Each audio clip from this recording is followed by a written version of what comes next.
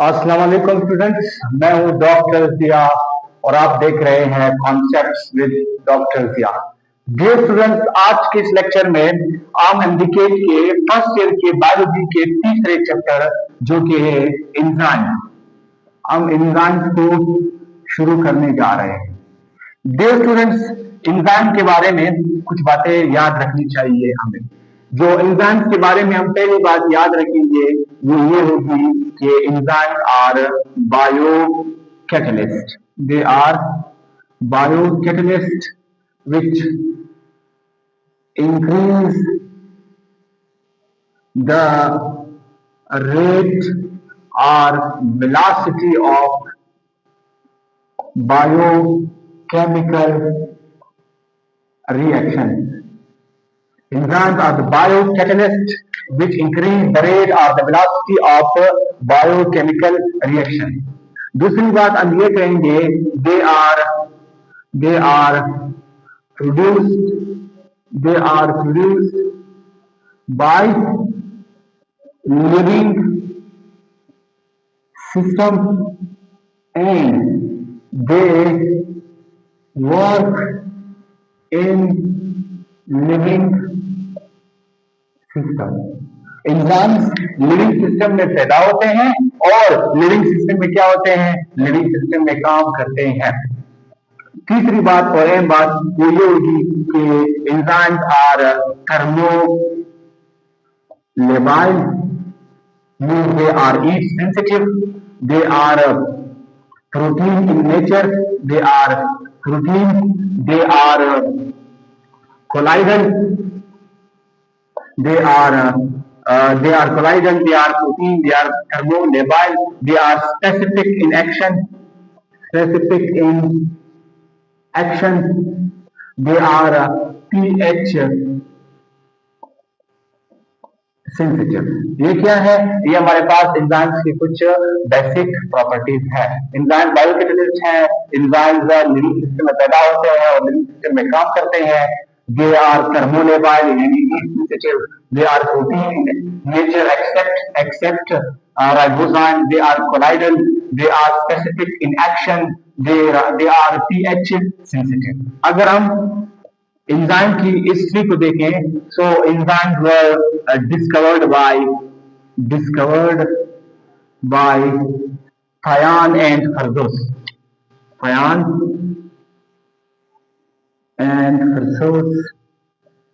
They discovered the enzyme, the first enzyme diastase. They discovered by Fayan and Fardos, and the enzyme they discovered was first enzyme was diastase.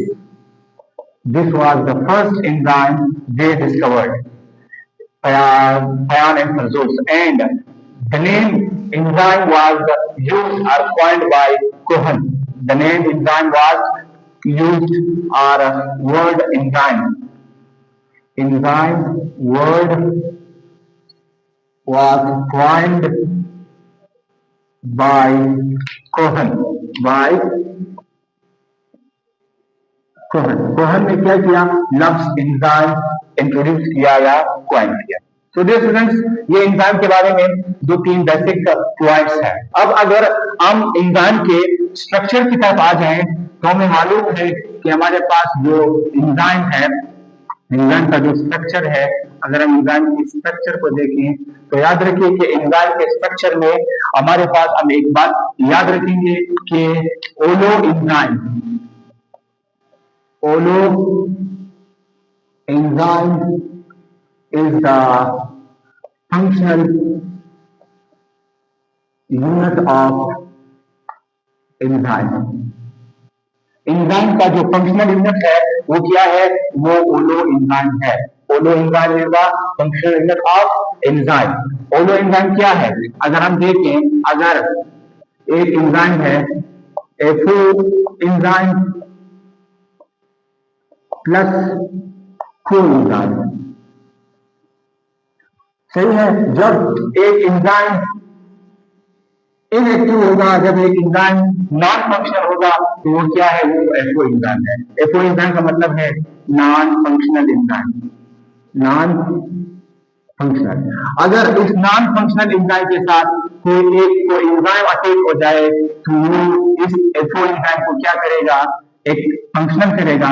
तो जब कोई enzyme FO enzyme के साथ मिलता है then this functional enzyme is known as holoenzyme और this functional unit is known as ओलो enzyme.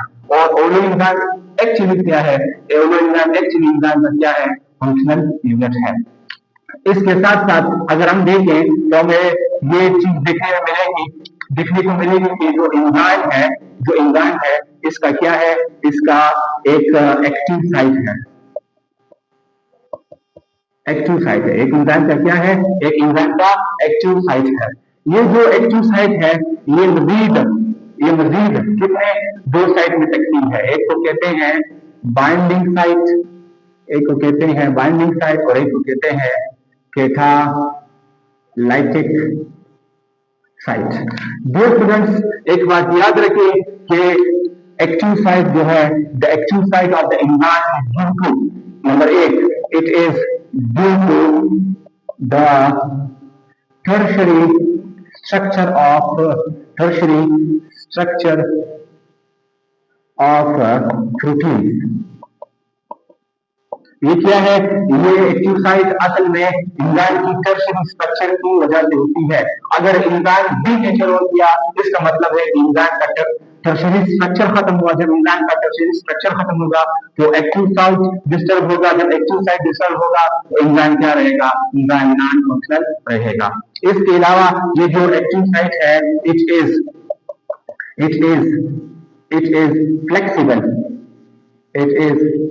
Flexible structure. ये क्या है, ये एक फ्लेक्सिबल स्ट्रक्चर है। It contains amino acids. इसकी क्या होते हैं, इसमें अमाइनो एसिड होते हैं कॉल्ड, एक्टिव साइट में जो अमाइनो एसिड होते हैं कॉल्ड कैटालाइटिक रेजिड्यूज। इसे क्या कहते हैं, इन अमाइनो एसिड को कहते हैं कैटालाइटिक रेजिड्यूज।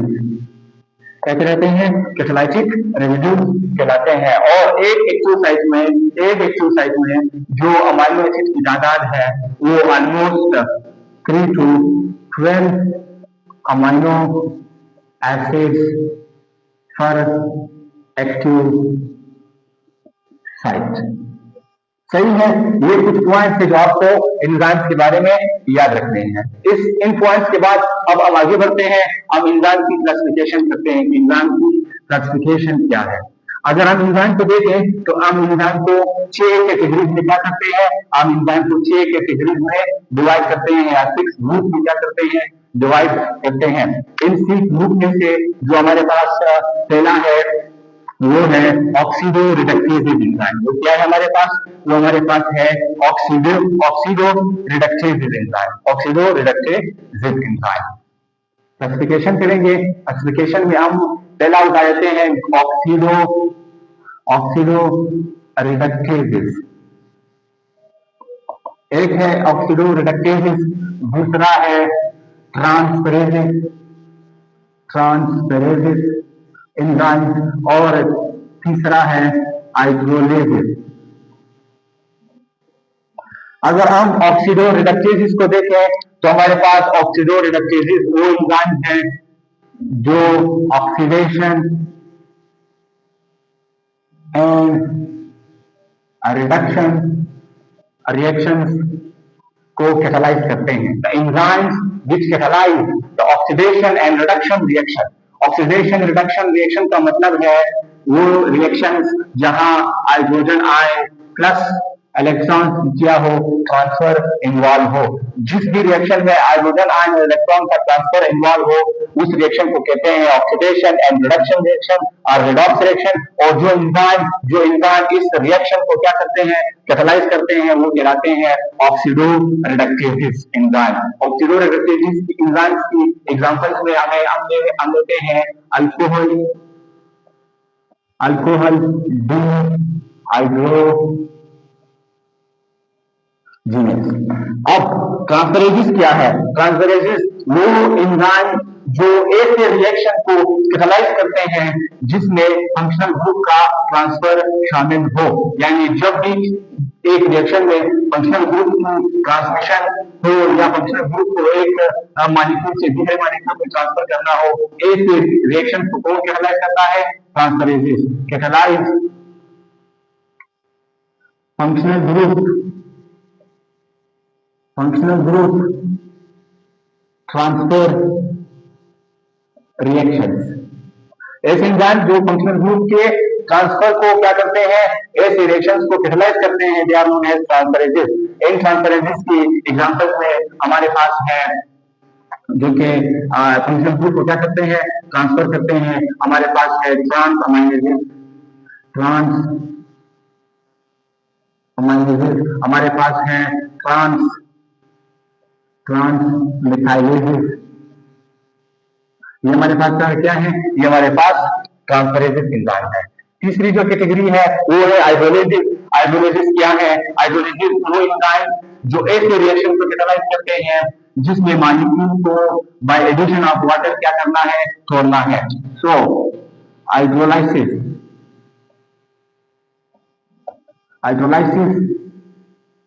रिएक्शन, ऐसे एंजाइम्स जो हाइड्रोलाइसिस रिएक्शन को क्या करते हैं? कैटालाइज करते हैं, ये कहलाते हैं क्या? हाइड्रोलाइसिस। इनकी एग्जांपल में हम ले लेते हैं। एग्जांपल का अगर हम ले लें तो हमारे पास है लाइपेज, हमारे पास है एमाइलेज। ये सारे क्या है? ये वो एंजाइम है जो कि हाइड्रोलाइसिस रिएक्शन को कैटालाइज करते हैं।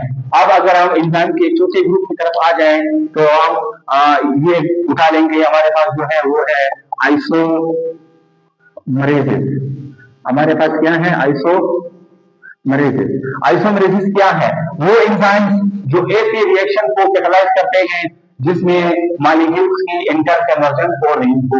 अगर कोई एंजाइम इस रिएक्शन को कैटालाइज कर रहा है जिसमें एक मॉलिक्यूल दूसरे मॉलिक्यूल में क्या हो रहा है? कन्वर्ट हो रहा है, तो इस एंजाइम को हम कहते हैं आइसोमेरेसिस।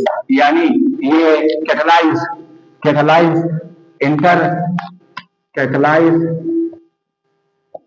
Reaction involve inter conversion of substances. जो जिस भी रिएक्शन में मॉलिक्यूल्स की इंटर कन्वर्जन हो रही है, ऐसे रिएक्शन को कौन कैटालाइज करता है? आइसोमेरेजेस कैटालाइज करते हैं। जैसा कि एग्जांपल में हमारे पास आता है रेटिनोल आइसोमरेज।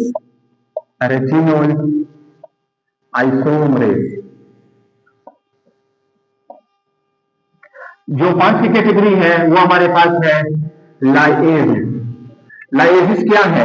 लाइएजिस ऐसे एंजाइम का वो ग्रुप जो ऐसे रिएक्शन को कैटालाइज करते हैं जिस रिएक्शन में हम क्या करते हैं? हम सिंगल बॉन्ड को तोड़ देते हैं और इसकी जगह पर क्या करते हैं? डबल बॉन्ड बना लेते हैं। Suppose catalyse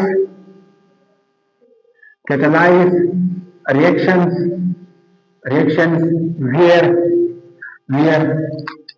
carbon single bond oxygen, nitrogen single bond oxygen etcetera क्या हो, इनको तोड़कर हम क्या बनाए? हम where catalyzed reaction where carbon single bond oxygen, nitrogen single bond oxygen etc are broken and results what? Double bond. और इनकी क्या बन जाए? डबल बॉन्ड बन जाए। ऐसे रिएक्शंस को कौन कैटालाइज करता है? लाइएजिस कैटालाइज करते हैं। और इसके एग्जांपल में हमारे पास जो एग्जांपल है इसका वो है एल्डोलेज। एल्डोलेज क्या है? हमारे पास लाइएज फैमिली से ताल्लुक रखता है या लाइएज ग्रुप से ताल्लुक रखता है। और the sixth and the last one category of the enzyme or class of enzyme is ligase. Ligases वो एंजाइम है जो कि सिंथेटिक रिएक्शन को क्या करते हैं? कैटालाइज करते हैं। सिंथेटिक रिएक्शन का मतलब है ऐसे रिएक्शन जिसमें दो मॉलिक्यूल्स की क्या ज्वाइनिंग शामिल हो। जब हम दो मॉलिक्यूल्स को आपस में जोड़ते हैं ऐसे रिएक्शन को सिंथेटिक रिएक्शन कहते हैं। और सिंथेटिक रिएक्शन कौन करते हैं? लाइगेसेस करते हैं।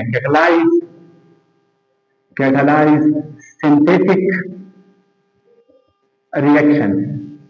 और इसके एग्जांपल में हमारे पास आते हैं